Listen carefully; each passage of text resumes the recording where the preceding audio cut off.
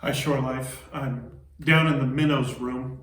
This is right below my office, and I sensed that the toys missed their children, so I came down to play with Mr. Dinosaur and Mr. Sheep, because in the Minnows room, they're friends.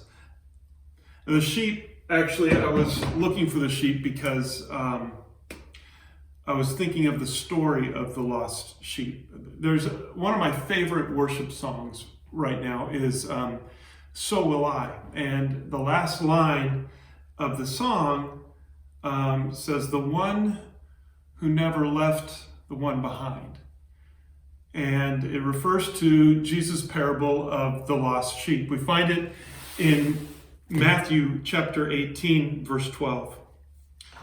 It says, what do you think? If a man owns 100 sheep and one of them wanders away, will he not leave the 99 on the hills and go to look for the one that wandered off?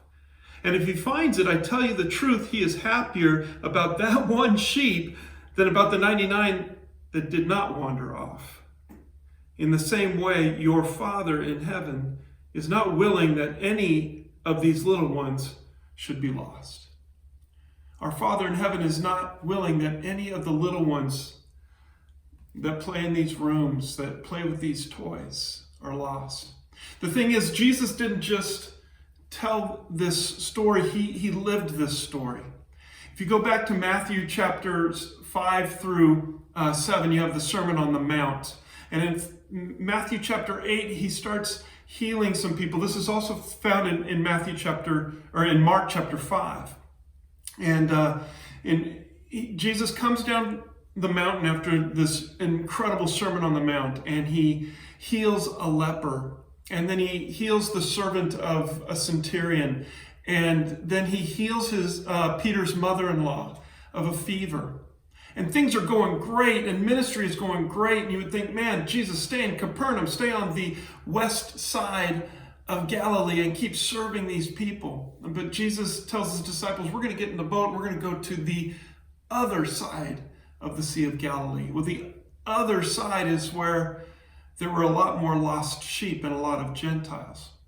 Well, they hop in the boat, and as they're crossing over Galilee, other boats were going with them. So this wasn't this anticipated storm, but a storm came up and it was beating against the boat, and it freaked the disciples out. These fishermen were like, man, this storm is huge. We can't handle this. And Jesus is asleep, and they wake him up, and he calms the storm, because it wasn't a natural storm. It was a spiritual storm.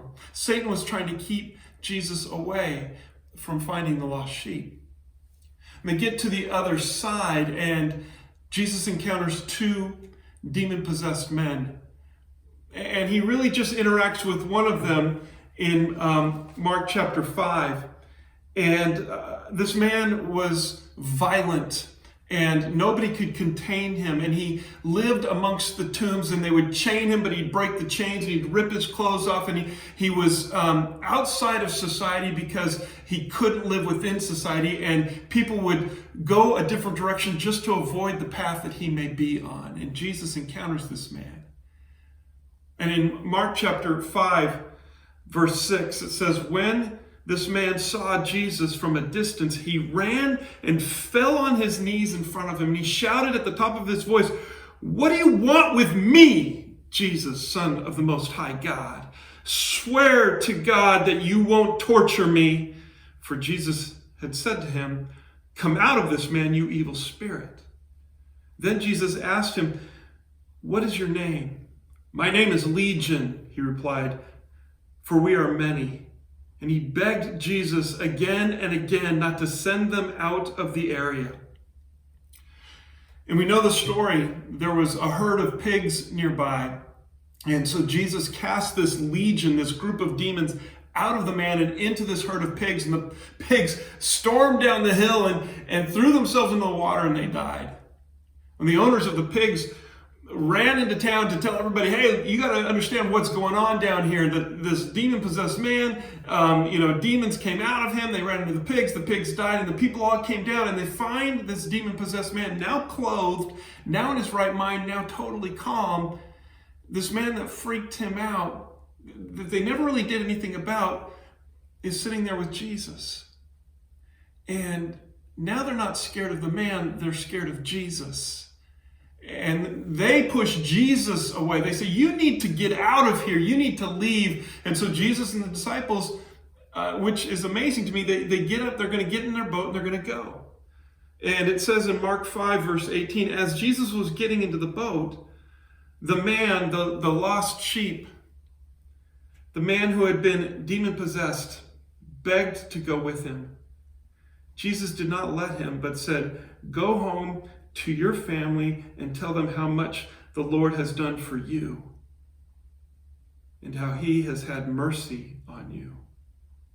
So the man went away and began to tell in the Decapolis how much Jesus had done for him, and all the people were amazed. Jesus left Capernaum, the west side of Galilee, the city where he'd been doing ministry and where he was teaching, and the people were amazed, where he was healing, and people were flocking to him, where ministry was good. And he crosses a lake and encounters a storm and encounters one demon-possessed man. He crossed the lake just for one man, and then he turned around and came home. And this story in Matthew 18 comes alive. He leaves the 99 and he goes and he gets the one. I know we're isolated right now. I know no kids have been in this room playing with these toys. But God has not left us. In fact, if we're distant from God, it's because we left him. In fact, there have been times when I am in a crowded church with lots of people who are worshiping God and I feel alone. Why? Because I left God. I've walked away. But he is the one that will leave the 99 to find you. God has not left you. God has not left us. And that is the encouragement for today. I don't know what you're going to face today, but God has not left you. Cry out to him. He is there and he loves you. Have a great day, Shore Life. I love you too, and I can't wait to see you.